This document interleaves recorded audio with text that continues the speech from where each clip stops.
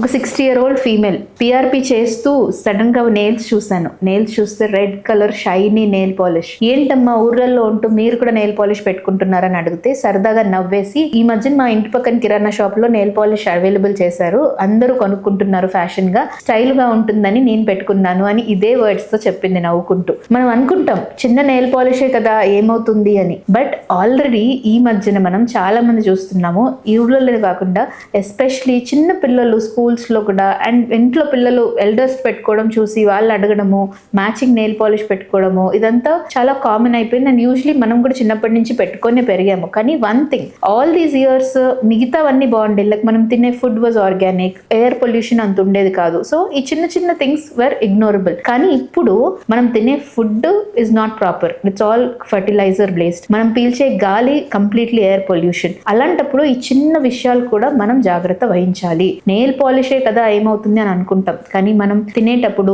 ఆ dense chemicals, దాంట్లో థాలెట్స్ ఉంటాయి, ఫార్మాల్డిహైడ్ ఉంటుంది, ఇవన్నీ కూడా సమ్ అమౌంట్ ఆఫ్ కార్సినోజన్సే. సో మేక్ ష్యూర్ మీ పిల్లలకి కానీ ఎప్పుడైనా నెయిల్ పాలిషెస్ పెట్టినా చాలా మంచి బ్రాండ్స్ ఆర్గానికల్ గా దొరికితే అప్పుడప్పుడు అకేషనలీ పెట్టండి. అండ్ వెంటనే ఫంక్షన్ కి వెళ్ళొచ్చిన తర్వాత కంప్లీట్ గా రిమూవ్ చేసేయండి. నెయిల్ పాలిష్ మాత్రం యూజ్ చేయడం ప్లీజ్ మీరు, మీ పిల్లలు and especially all females, please stop this trend.